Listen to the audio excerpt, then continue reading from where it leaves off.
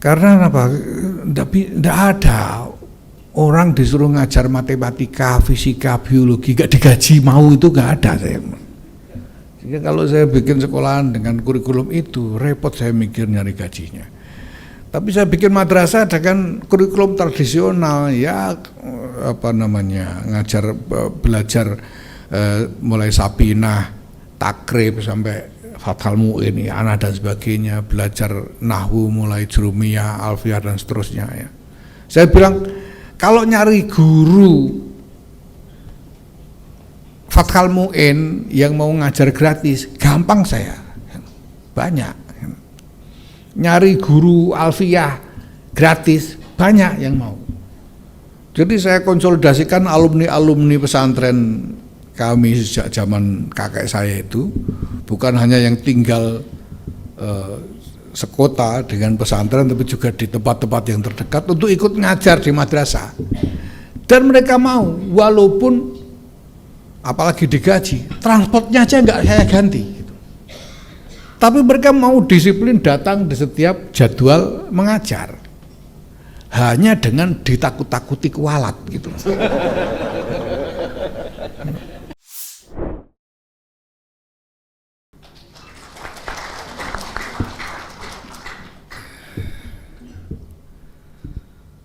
Assalamualaikum warahmatullahi wabarakatuh. Alhamdulillah, syukurillah, salatu wassalamu ala rasulillah Sayyidina Maulana Muhammadin bin Abdullah wa ala ala sahabi mawalah. Mabad yang saya hormati para teman-teman dari jajaran pengurus besar Nahdlatul Ulama, ada ketua dan wakil sekjen di sini Bu Alisa, Bu Sitratul Naim, saya kira mungkin ada yang lain juga. Yang saya hormati Ketua LP Ma'arif Pak Ali Ramdhani dan teman-teman sejawatnya, termasuk dan terutama Pak Inung ini. Dulu saya itu ya, jadi kalau dibilang sambutannya Ketua LP Ma'arif ini menyentuh hati, saya sebelum sambutan tadi baru turun dari mobil, lihat dia langsung tersentuh hati saya. Dulu saya waktu masih sekolah di Jogja, saya suka diledek oleh salah seorang guru saya, Profesor Mukhtar Mas'ud. Dia bilang, kamu ini sebetulnya nasabmu bagus, katanya. Karena saya ini Gus besar itu, jadi bapak saya kiai, kakek saya kiai, itu kan Gus besar. Kalau yang Gus kecil-kecil itu ya di sini bangsanya, di sana ada Mahbub Maafi segala, itu Gus kecil-kecilan aja. Sama Mukhtar Mas'ud saya dibilang, kamu nasabmu udah bagus, itu lumayan, cuma nasibmu itu loh. Ya maka memang kalau dikatakan butuh penghiburan, ini semua orang butuh penghiburan kayaknya, karena urusan nasib ini. Nah, Bapak-Ibu yang saya hormati, ini memang inisiatif yang sebetulnya dalam rangkaian peringatan Harlah NU yang ke-102 menurut kalender Hijriah atau 99 menurut kalender Masehi ini. Kita membuat ini sebetulnya inisiatif besar sekali dengan merangkai Kongres Pendidikan dan Kongres Keluarga Maslahat ini. Karena ini adalah wujud dari fase ketiga strategi yang dibangun oleh PBNU di dalam mentransformasikan keseluruhan konstruksi organisasi Nahdlatul Ulama ini menuju kepada konstruksi organisasi yang baru yang akan diharapkan lebih mampu memenuhi tantangan-tantangan dan kebutuhan-kebutuhan yang semakin menekan mengenai masa depan. Dan rangkaian kegiatannya sebetulnya sudah mulai sejak lama. Ini yang sebetulnya saya juga agak kelabaan ini, karena sudah sejak tanggal 8 Januari yang lalu sudah dimulai. Jadi ini kita bikin kongres, terus masing-masing bikin prakongres macam begini ini. Dan setiap kegiatan selalu minta saya pidato. Ini sudah pidato yang keempat dalam rangkaian Harlah NU ini. Dan sesudah ini saya masih harus pidato lagi mungkin 5 atau 6 kali lagi ini. Jadi agak semuanya dalam rangkaian Harlah. Jadi saya juga harus memperas otak ini supaya pidato saya dari satu tempat ke tempat lain jadi tidak mengulang-ulangnya, ada bedanya lah gitu ya. Nah, inisiatif ini memang didesain dalam sistematika 2 tonggak besar, yaitu pendidikan dan keluarga. 2 tonggak besar ini adalah tonggak-tonggak utama dari visi yang kita pahami sebagai tujuan para pendiri Nahdlatul Ulama ini mendirikan organisasi ini, yaitu untuk membangun peradaban. Bangun peradaban di dalam praktek upayanya itu tonggak utamanya adalah keluarga dan pendidikan, karena peradaban ini tentang peri hidup manusia, peri hidup masyarakat, dan peri hidup itu pertama-tama dibangun mulai dari keluarga dan kemudian dikembangkan melalui inisiatif-inisiatif pendidikan.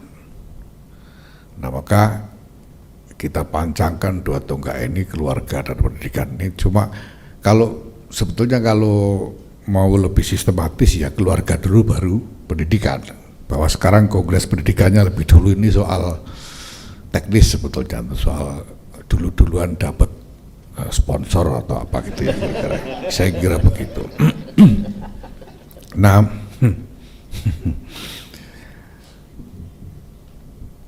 maka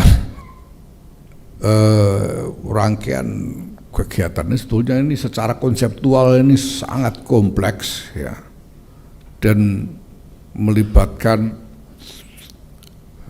elemen-elemen yang luar biasa banyak.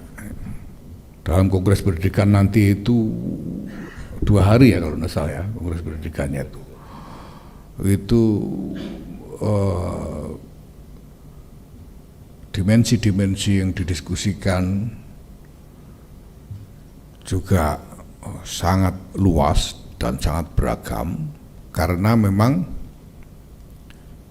terkait dengan keberadaan lembaga-lembaga pendidikan di lingkungan Nahdlatul Ulama yang juga sangat beragam dan banyak sekali, mulai dari pendidikan prasekolah, Raudhatul Atfal, kemudian pendidikan dasar dan menengah, semuanya ada di lingkungan NU, mulai dari SD, Madrasah Ibtidaiyah, SMP, Sanawiyah, SMA, SMK, Madrasah Aliyah, sampai dengan perguruan tinggi yang itu jumlahnya puluhan ribu di lingkungan Nahdlatul Ulama. Belum lagi ditambah pesantren ya.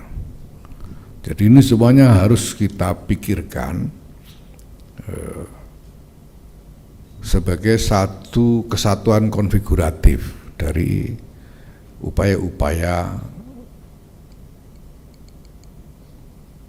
Nahdlatul Ulama di bidang pendidikan. Tetapi kemudian tentu saja ini adalah masalah kedua dari keseluruhan masalah yang terkait dengan topik dengan visi membangun peradaban itu, sebetulnya yang lebih dulu dari masalah pendidikan ini adalah masalah keluarga. Karena manusia itu ya pertama-tama lahir di lingkungan keluarga, bersentuhan dengan macam-macam asupan dalam hidupnya itu pertama-tama didapatkan dari keluarga. Nah, PBNU berusaha melakukan sistematisasi penjabaran dari visi membangun peradaban itu menjadi satu konstruksi agenda-agenda yang koheren satu sama lain. Ya, nah, maka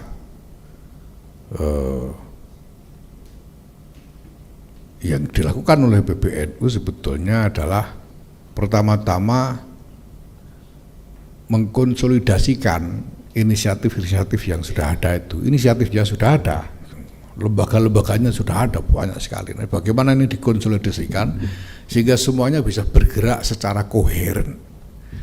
Ini koheren itu sudah jadi mantra di lingkungan NU dalam sekurang-kurangnya 3 tahun terakhir ini, karena saya bolak-balik ngomong koheren. Nah, koheren itu artinya setiap elemennya ini tersambung dengan elemen-elemen yang lain sedemikian rupa sehingga gerak dari semua elemen yang ada ini betul-betul padu menuju ke satu tujuan bersama. Ya. Seperti kita dengan tubuh kita ini kan koheren.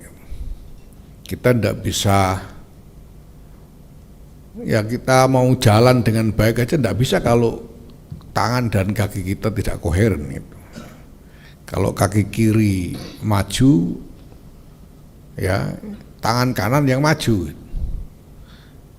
Kalau tidak koheren, kaki kiri maju, tangan kiri maju, itu jadi lucu gitu.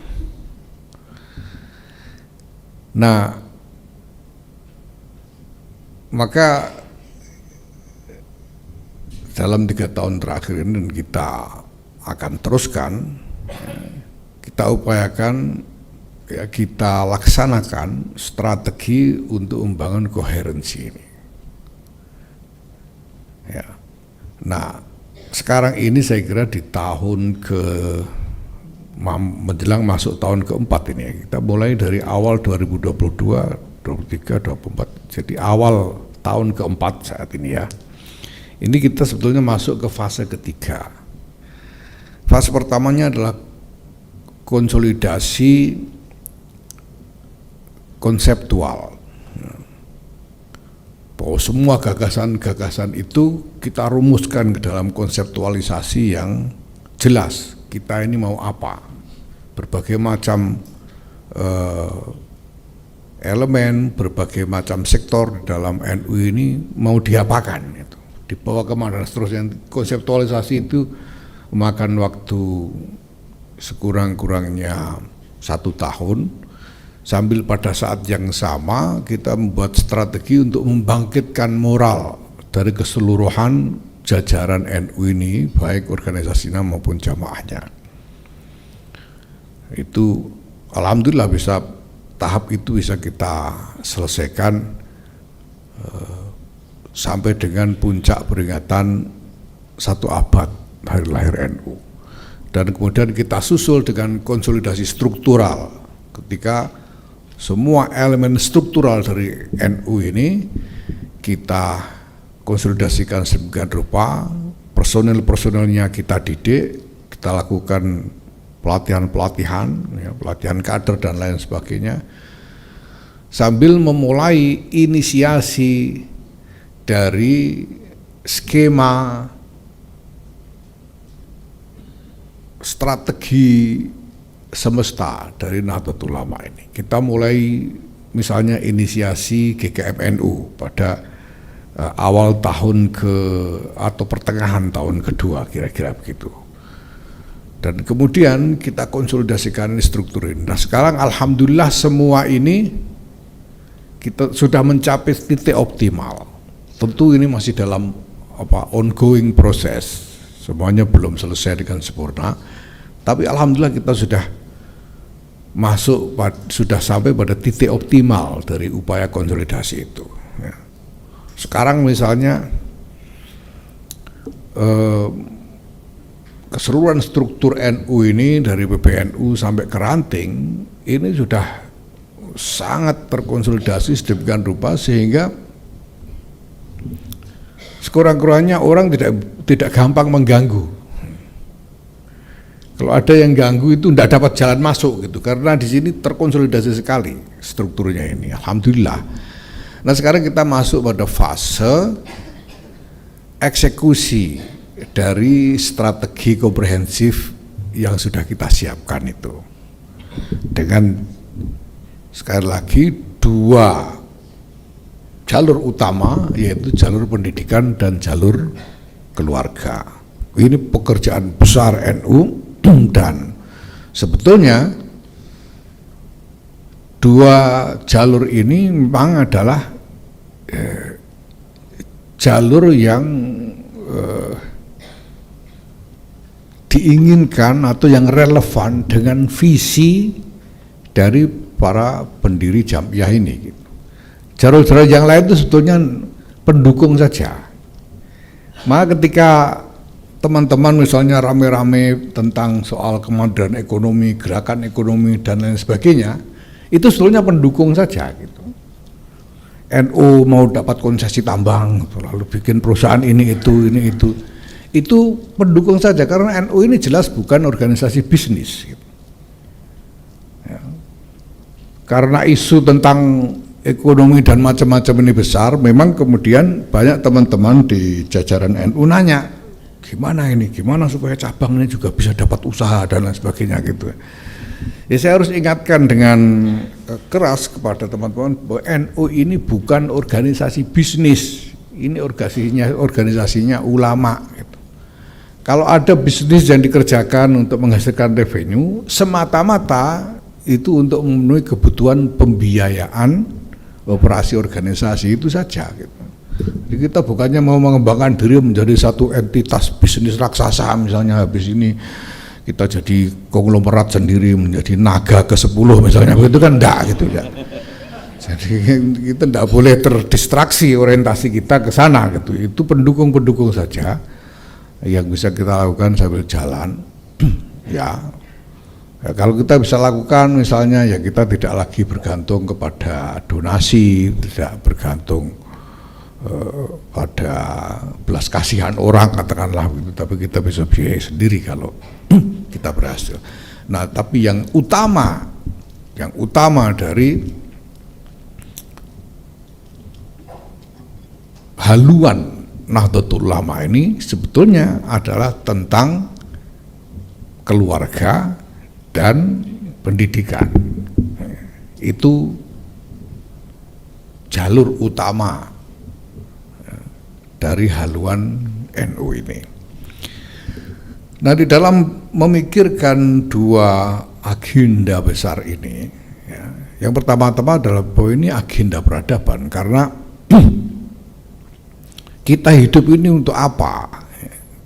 Manusia hidup ini untuk apa? Untuk berperadaban.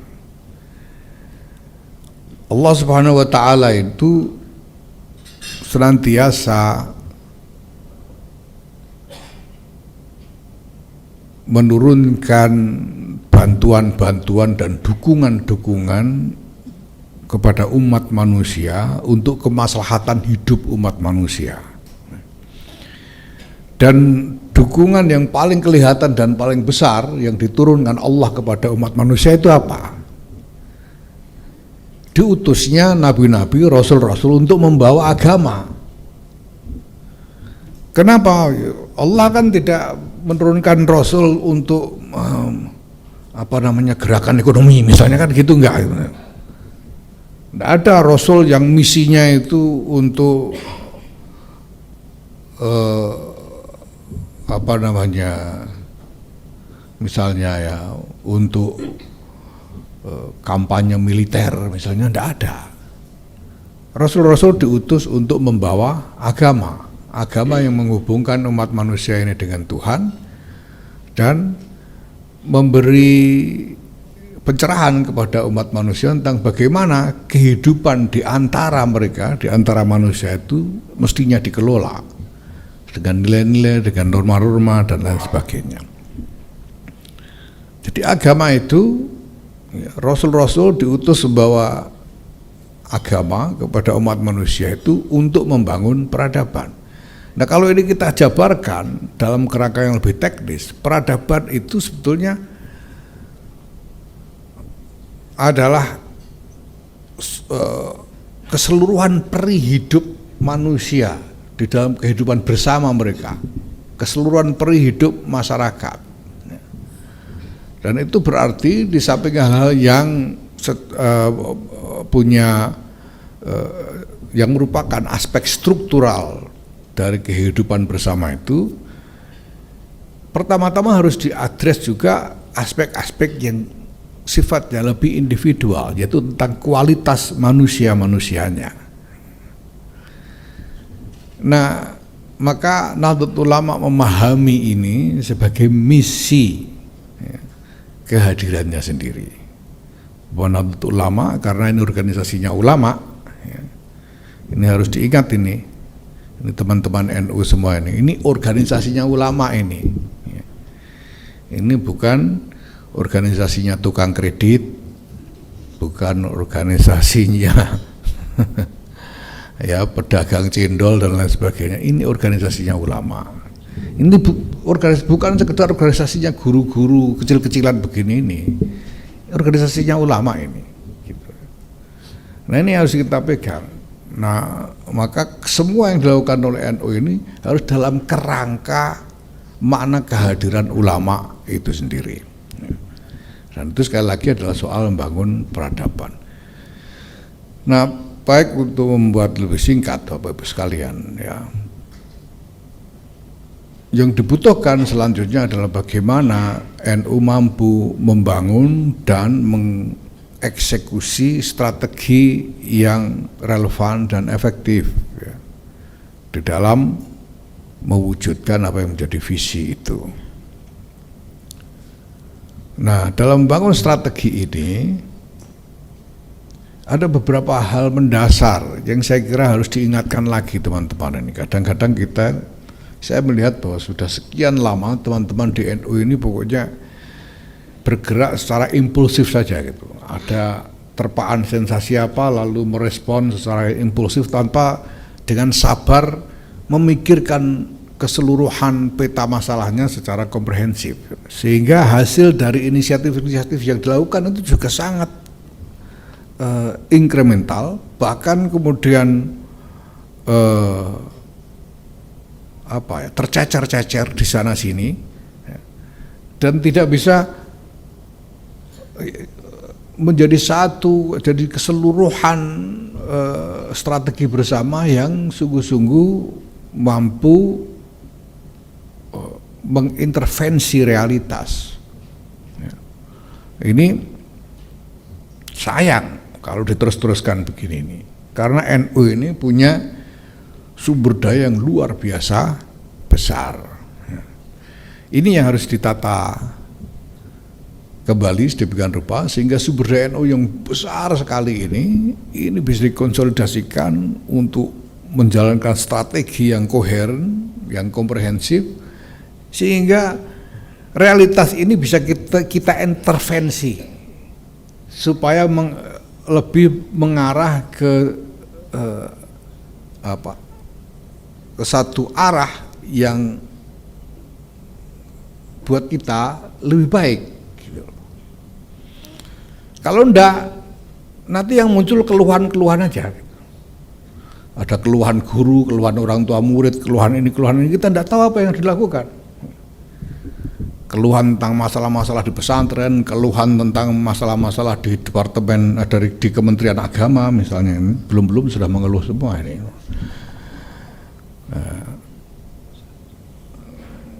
keluhan-keluhan aja karena tidak ada kesabaran ya, untuk memikirkan keseluruhan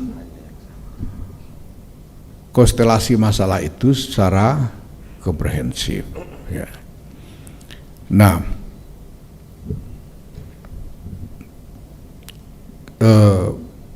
gagasan untuk membicarakan tentang transformasi digital ya, ini menurut saya memang penting sekali, asalkan ini dilakukan dalam kerangka strategi yang komprehensif dan koheren itu gitu. Ya. Kalau ini cuma gagasan lepas yang tidak terhubung dengan masalah-masalah yang lain, ya ini jadi masalah lagi nanti gitu. Bukan jadi solusi, malah bisa jadi masalah lagi. Kenapa soal digital ini penting? Karena ini memang realitas revolusioner yang mencekam semua orang. Semua orang berpikir gimana digital ini, gimana digital. Termasuk NU sendiri sekarang sedang mengembangkan transformasi manajemen organisasi menuju manajemen digital. Nah, sekarang ini kalau kita kaitkan dengan pendidikan, apalagi dengan pendidikan karakter, bagaimana ini soal transformasi digital ini?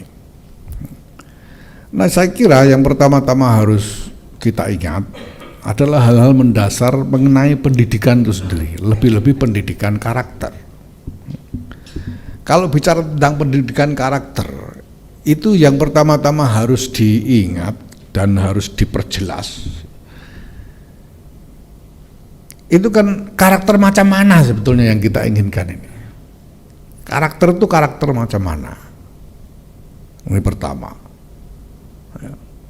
Jadi tujuan dari pendidikan karakter itu apa? Ini harus jelas dulu. Tadi disebutkan misalnya ada soal adab yang lebih utama dari ilmu. Itu harus dijabarkan lebih operasional. Adab yang seperti apa? Nah, ini pertama. Yang kedua, kita harus mengidentifikasi siapa saja penyaham dari masalah ini, stakeholders dari masalah ini yang harus dilibatkan di dalam masalah ini. Karena kalau kita bicara soal karakter, tidak mungkin kita hanya membiarkan atau menyerahkan semata-mata sebagai urusan sekolah saja. Ya, karena karakter itu dibentuk tidak cukup hanya di sekolah.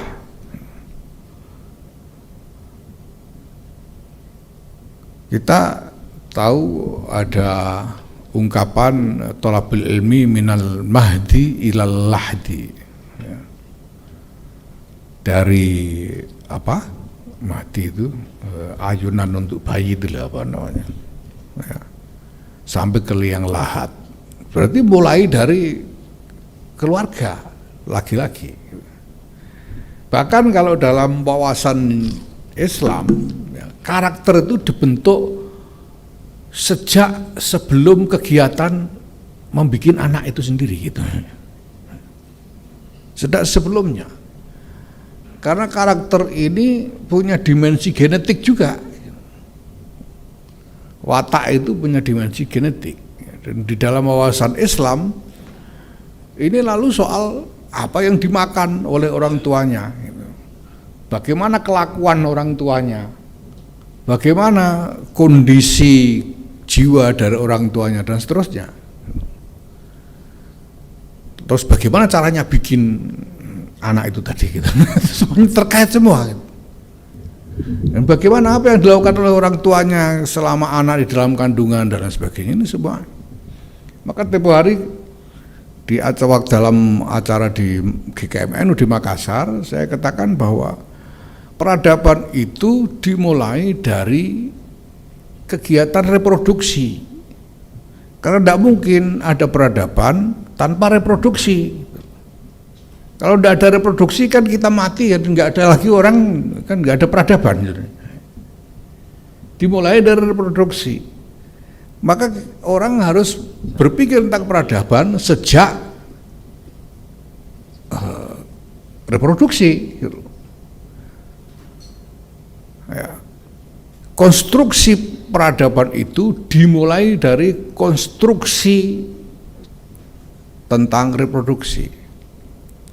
Kalau kita menginginkan peradaban yang mulia, kita harus berpikir tentang moda reproduksi yang mulia. Bahwa kegiatan reproduksi manusia itu adalah kegiatan yang mulia. Dan di dalamnya ada tanggung jawab. Saya sitir satu sabda Rasulullah SAW ketika mengatakan terkait dengan perjodohan, kata Rasulullah, akhadtumuhunna bi amanatillah wastahlaltum furujahunna bi kalimatillah. Engkau mengambil istri, ya, itu dengan amanat dari Tuhan. Ini bukan soal saya ambil gitu saja, tapi ini amanat dari Tuhan, bahwa mengambil istri itu adalah amanat dari Tuhan. Di dalam perhelatan-perhelatan pernikahan atau walimah, ya, kondangan pengantin itu, kiai-kiai itu sering mengatakan bahwa kalau orang membuat akad nikah itu pihaknya bukan cuma antara pengantin dengan wali, tapi ada pihak ketiga, yaitu Tuhan. Karena mengambil istri itu berarti mengambil amanat atau menerima amanat dari Tuhan. Wastahlaltum furujahunna bi kalimatillah, dan kalian boleh melakukan boleh melakukan kegiatan reproduksi setelah pernikahan itu harus dengan pengesahan menggunakan kata-kata kalimah yang dipilih oleh Tuhan sendiri. Bi kalimatillah, wastahlaltum furujahunna bi kalimatillah, pakai kata-kata yang ditentukan oleh Tuhan sendiri. Dalam Islam itu kata-kata itu adalah pernikahan atau perkawinan, nikah atau zawaj bahasa Arabnya. Makanya setiap akad nikah itu harus pakai begitu, aku nikahkan kamu dan aku kawinkan kamu. Harus pakai bahasa itu, tidak boleh kata yang lain misalnya, atau misalnya aku pasrahkan anakku kepadamu gitu misalnya. Itu tidak sah, tidak boleh gitu. Walaupun sama-sama diserahkan gitu. Tapi harus pakai kata nikah dan kawin, tidak boleh pakai kata yang lain. Itu artinya bi kalimatillah. Ini untuk menegaskan bahwa semua konstruksi keluarga itu sebetulnya harus dilihat sebagai konstruksi peribadatan kepada Tuhan, konstruksi penghambaan kepada Tuhan, supaya apa? Hasilnya, yaitu produk reproduksinya itu juga jadi mulia, bukan sembarangan. Maka kita menolak, dan kita secara deliberate, secara sengaja harus melawan arus budaya yang melihat kegiatan reproduksi itu semata-mata sebagai rekreasi. Karena kalau hanya dilihat sebagai rekreasi, apalagi memperturutkan impuls hewani, ya hasilnya hewani juga nanti. Produk dari kegiatan itu akan cenderung juga hewani. Nah, ini hal-hal yang saya kira penting sekali diperhatikan. Nah, stakeholdernya itu siapa saja penyahamnya, bukan cuma guru-guru, bukan cuma manajemen sekolah, bukan cuma kurikulum dan lain sebagainya, tapi juga keluarga. Nah, yang ketiga saya kira penting kita untuk memperjelas ini, apa persepsi kita tentang digital ini apa? Gitu. Dalam percakapan publik yang selama ini saya ikuti, jauh yang saya ikuti, ya, tidak seluruhnya, gitu. Tidak seluruhnya, karena saya juga tidak sepenuhnya ya, bisa secara khusus bergelut di dalam bidang ini. Ada Pak Ali Ramdhani dan kawan-kawan yang sudah saya order untuk ngurusi soal ini. Di dalam percakapan publik sejauh yang saya ikuti, orang cenderung melihat fenomena digital ini sebagai ancaman. Gimana ini kok di medsos kok ada anak-anak, sampai sekarang itu, kemarin itu ada usulan Basul Masail tentang hukumnya membuat pembatasan umur bagi anak-anak untuk terlibat dalam kegiatan medsos, misalnya begitu. Karena saya kira karena medsos dianggap sebagai ancaman terhadap anak-anak, ya, dan lain sebagainya. Ada keprihatinan tentang game, ya. Game itu kan bagian dari digital itu kan, anak-anak kecanduan game dan lain sebagainya. Lebih banyak orang melihat fenomena atau realitas digital ini sebagai ancaman. Bagaimana gitu ya. Nah, saya kira kita harus lebih jernih melihat ini. Realitas digital itu adalah realitas hidup kita. Kita itu hari ini saya kira ya, kita tidak bisa menghindari persentuhan dengan realitas digital itu, sebagaimana siapapun tidak bisa menghindar untuk tidak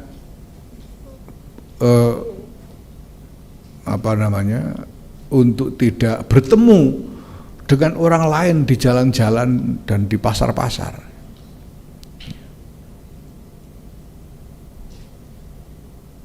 Sebetulnya kan kalau kita lepas anak-anak kita ke jalanan, ini orang tua yang mempercayakan anaknya pergi ke sekolah sendiri, naik kendaraan umum dan lain sebagainya.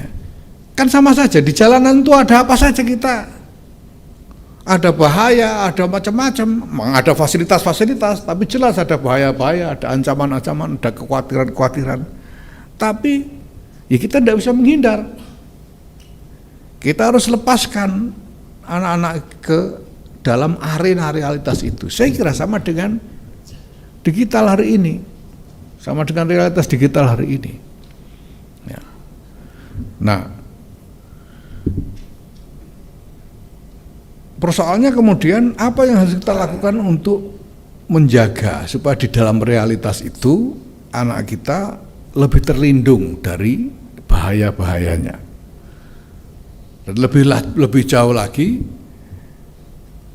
anak-anak kita mendapatkan benefit, keuntungan dari realitas yang ada itu. Ini sama seperti misalnya ketika kita lepas anak kita, tidak kita antar sendiri ke sekolah, kita lepas naik kendaraan umum sendiri. Ini kan sebetulnya di satu sisi juga mendidik anak untuk mandiri. Saya dulu itu tinggal di pesantren, rumah saya di Rembang, Jawa Tengah, dan saya dilepas di pesantren di Jogja. Itu tahun 79 saya mulai, sejak kelas 2 SMP. Dan pada waktu itu kalau mau pergi dari Rembang ke Jogja atau sebaliknya, itu harus naik turun bis umum itu, yang makan waktu kira-kira antara 7 sampai 8 jam perjalanan. Nah, orang tua saya itu berani melepas saya untuk mondok di Jogja itu, dan kalau liburan saya gunakan kesempatan untuk pulang ke Rembang, dan saya dibiarkan naik bis umum sendiri sejak SMP dari Jogja ke Rembang dan sebaliknya itu. Ya pasti ada kekhawatiran, ada ancaman macam-macam, tapi ada juga benefit. Bahwa saya jadi lalu lebih berani nekat gitu. Seperti sekarang ini kan ada kecenderungan nekat juga itu karena seperti itu. Nah saya kira hal yang sama dengan digital ini gitu. Ada benefit, ada ancaman gitu. Nah gimana kita supaya anak-anak kita mendapatkan benefitnya dan lebih terlindung dari ancaman. Digital itu misalnya memang kita punya keluhan macam-macam soal kecanduan game misalnya ya. Tapi di dalam main game itu kan ada benefit. Ya. Saya pernah baca di mana gitu ya bahwa kebiasaan main game bagi anak-anak itu melatih mereka untuk melakukan analisis realitas dengan cepat dan melakukan respon dengan cepat dan akurat juga karena harus ya kan itu game itu loh kan kayak gitu. Itu sebenarnya melatih itu dan saya melihat itu benar ketika saya lihat anak-anak saya gitu kan yang biasa main game itu. Anak-anak saya itu bisa mencerna realitas dengan relatif cepat dan membuat respon lebih cepat dan lebih akurat mengenai banyak hal. Ada benefit di situ. Nah, soalnya bagaimana kita mengupayakan supaya anak-anak bisa mendapatkan benefitnya dan terlindung dari bahaya-bahayanya. Nah, terkait dengan itu Bapak Ibu sekalian, ada tuntunan yang sangat mendasar sebetulnya. Ini satu hal yang bolak-balik sebetulnya diulang-ulang oleh Ketua Umum PBNU sebelum saya, Profesor Dr. Kiai Haji Said Akil Siraj ya. Yaitu bahwa dalam semua masalah di dunia ini kita harus hadir. Kita harus hadir. Kita ini di dalam Islam, ya, umat Islam ini dituntut untuk menjadi saksi atas manusia. Syuhada alantas bahasanya itu syuhada. Syuhada itu makna letternya adalah menjadi saksi. Menjadi saksi itu artinya hadir. Dan hadir itu ya berbuat di dalam pergulatan, terlibat di dalam pergulatan itu. Maka tidak cukup kalau kita hanya membatasi engagement anak dengan platform-platform digital itu. Karena platform digital itu sebenarnya ya realitas saja gitu. Kalau kita cara berpikir kita terus membatasi anak-anak terlibat di dalam platform digital, itu sama saja dengan kita membatasi anak-anak keluar dari rumah. Kita membatasi jarak misalnya kamu hanya boleh keluar rumah itu 100 meter misalnya, nggak boleh sampai 1 kilo misalnya. Itu kan sama dengan begitu, wong itu realitas yang isinya bisa macam-macam. Di depan rumah kita itu ada banyak hal, yang ada yang baik, ada yang nggak baik, banyak sekali. Itu realitas kehidupan saja. Nah, bagaimana kita sekarang melihat ini sebagai realitas, kemudian mengupayakan strategi supaya anak-anak kita mendapat benefitnya, tapi terlindung dari ancaman-ancaman bahayanya. Nah itu berarti harus hadir. Maka misalnya, kalau kita merasa prihatin dengan game-game online, ya, atau game yang lain lah, pokoknya game digital itulah ya. Kenapa tidak berpikir untuk meng-create game yang memang didesain ya, untuk membangun karakter anak. Kalau orang bisa membuat game untuk rekreasi, untuk excitement, masa nggak bisa sih gitu? Dibuat game dengan desain untuk tujuan pembelajaran tertentu. Saya kira pasti bisa. Nah, siapa yang punya kemampuan untuk itu dan siapa yang mau? Nah, saya kira LP Ma'arif misalnya akan berguna sekali kalau juga melakukan upaya-upaya menggalang ya, kalangan bukan cuma gamers ya, tapi desainer game ini, kreator game ini untuk itu. Sekarang kalau kita misalnya banyak konten-konten medsos, TikTok dan lain sebagainya yang kita anggap berbahaya misalnya ya, atau negatif ya, kenapa tidak ada yang meng-create konten-konten di platform yang sama yang bisa menjadi benefit dalam konteks pendidikan karakter ini. Nah, ini adalah hal-hal yang saya kira bisa kita kembangkan ke depan. Nah, Nahdlatul Ulama itu sejak awal sadar bahwa tidak mungkin berjalan sendirian di dalam memperjuangkan cita-cita dan visinya itu. Karena cita-cita NU itu sebetulnya ya cita-cita masyarakat seluruhnya. Kalau saya ditanya tentang apa visi NU tentang Indonesia, ya Pancasila dan Undang-Undang Dasar 45, karena itu visinya memang gitu. Dan visi itu sudah dikembangkan sejak sebelum proklamasi. Memang orang NU itu berpikir sejak awal, para pendiri NU itu ketika berpikir tentang negara, tentang Indonesia, berpikirnya seperti yang tertuang dalam pembukaan Undang-Undang Dasar 45 itu, misalnya bahwa kemerdekaan adalah hak segala bangsa, bahwa penjajahan di atas dunia harus dihapuskan karena tidak sesuai dengan peri kemanusiaan dan peri keadilan.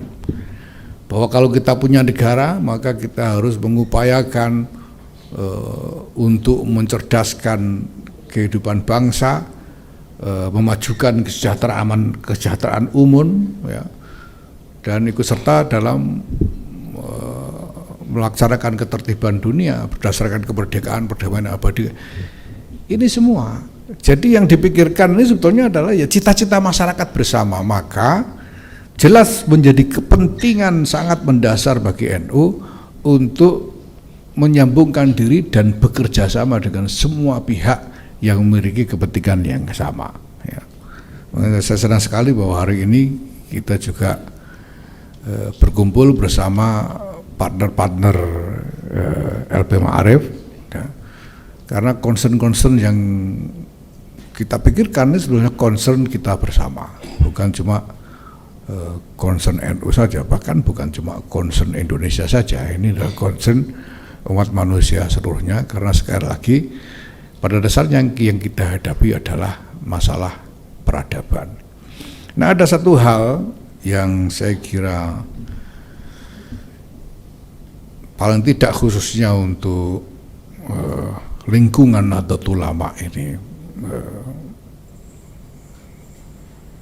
merupakan inti dari semua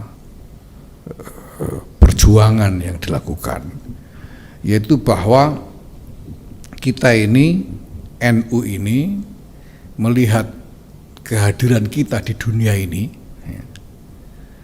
melihat kehadiran kita dunia ini dengan satu cara pandang sedemikian rupa yang menempatkan di dalam inti pergulatan kita ini apa yang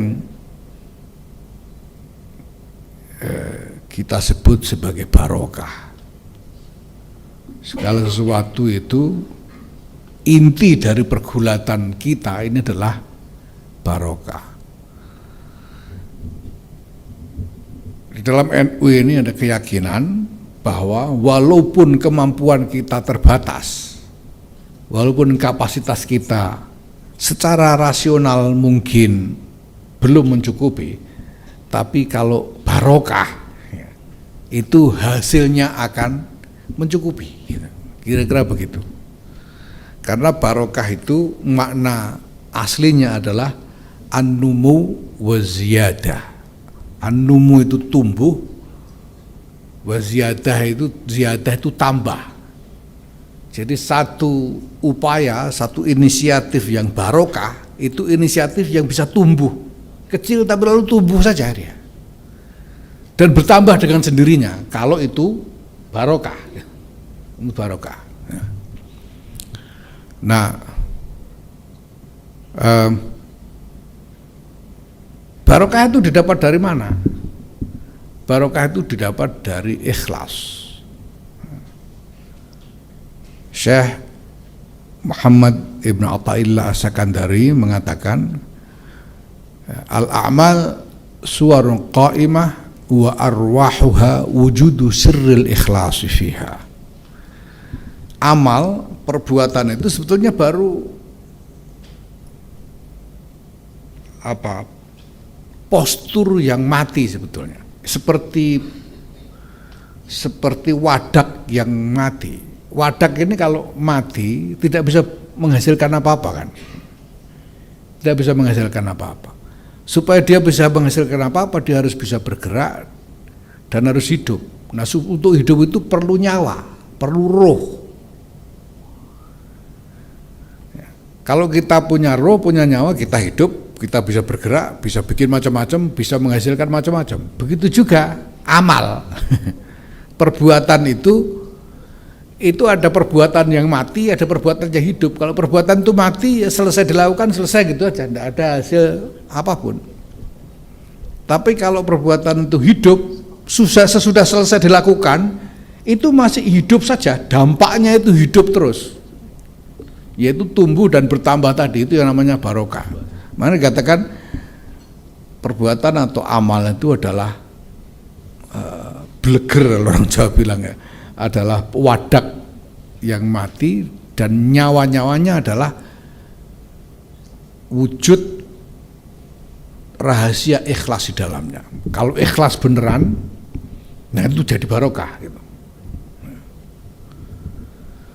Nah, tapi ikhlas itu juga tidak gampang, karena ikhlas itu artinya melakukan perbuatan semata-mata demi Tuhan, demi ridho Tuhan, semata-mata.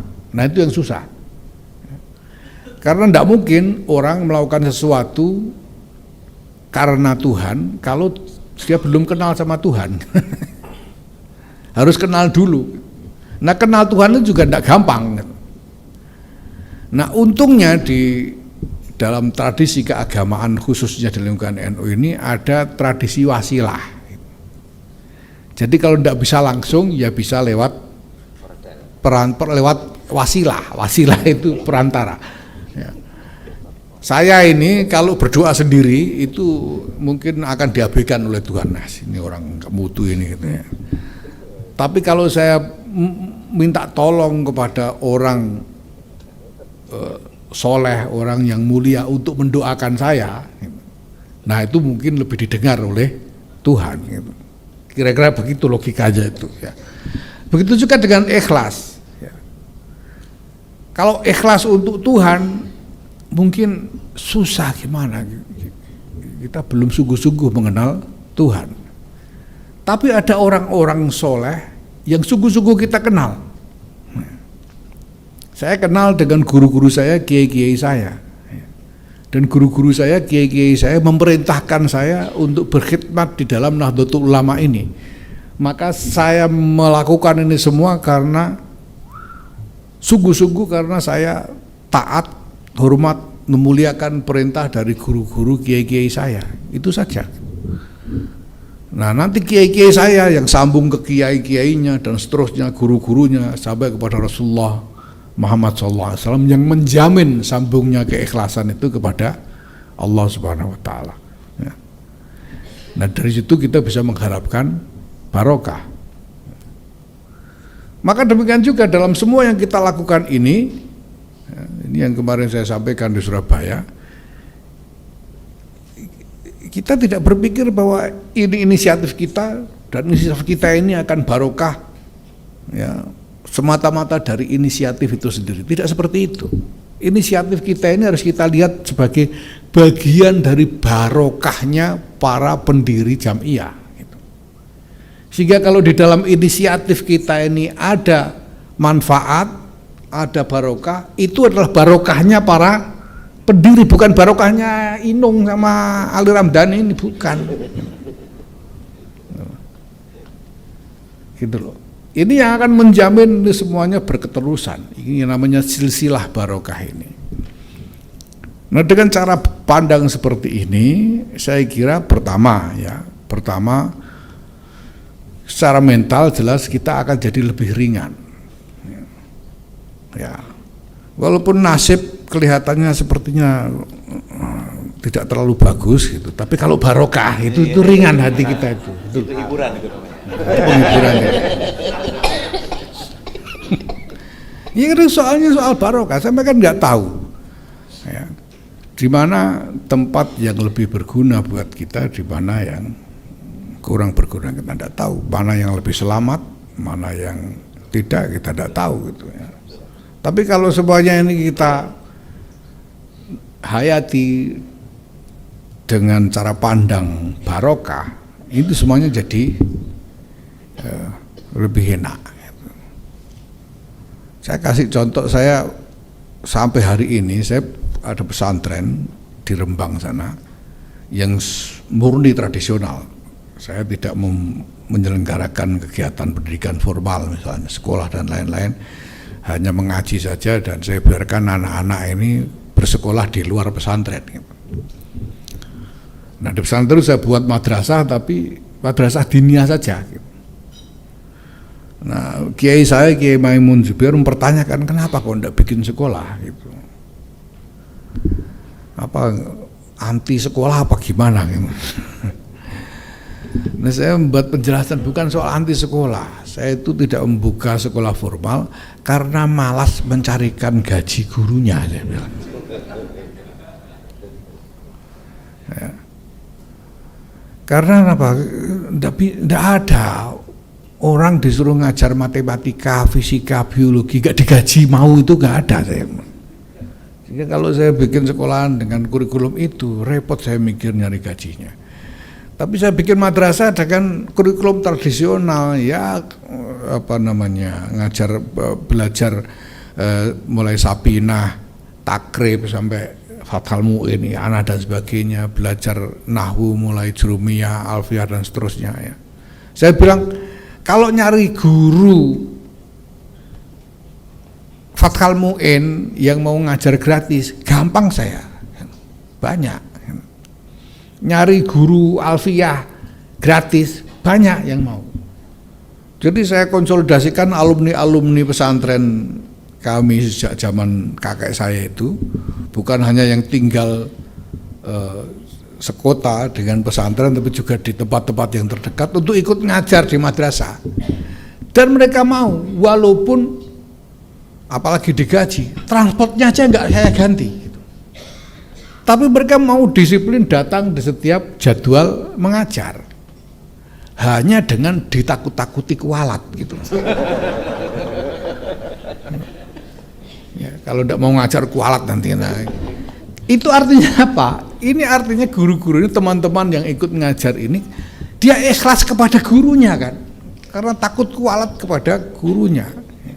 Tapi gurunya ini adalah orang yang tersambung dengan sanad silsilah sedemikian rupa sehingga kita punya rojak, punya harapan besar bahwa ini akan menyambungkan ikhlas kepada Allah Subhanahu wa taala. Saya kira penting kita sebagai aktivis-aktivis NU ini untuk berpikir dengan cara seperti itu. Ya, itu modal yang mendasar sekali di lingkungan NU ini. Ya. Maka ya Pak Ali Ramdhani, Pak Enung, ya janganlah bersedih karena kita ini hidup dengan barokah ya. Di dalam keadaan apapun tidak ada yang kita harapkan selain barokah dari Allah Subhanahu wa taala ya. Termasuk inisiatif-inisiatif ini, mudah-mudahan inisiatif yang kita lakukan ini masih dalam sambungan dan naungan dari barokahnya para muassis Jam'iyah Nahdlatul Ulama. Amin. Wallahul muwaffiq ila aqwamit thoriq. Wassalamualaikum warahmatullahi wabarakatuh. Waalaikumsalam warahmatullahi wabarakatuh. Terima kasih kami haturkan kepada Ketua Umum PBNU atas arahannya. Baik Bapak Ibu yang kami hormati, selanjutnya adalah launching logo Kongres Pendidikan Nahdlatul Ulama. Bapak Ibu yang kami hormati, pada momen yang penuh makna ini, marilah kita saksikan bersama sebuah tonggak penting dalam perjalanan pendidikan Nahdlatul Ulama. Sebuah simbol yang tidak hanya merepresentasikan identitas, tetapi juga semangat, nilai, dan visi besar untuk mencetak generasi emas penerus bangsa. Kami mohon berkenan kepada Ketua Umum, didampingi dengan Ketua LP Maarif NU, Profesor Dr. Ali Ramdhani, Ning Alisa Wahid, selaku Ketua PBNU, serta jajaran Panitia Kongres Pendidikan yang hadir, Ibu Dr. Sidrotun Naim, Bapak Lukman dan Gus Najib Aska. Kami persilakan untuk membuka kain hitam yang berada di sisi kiri panggung.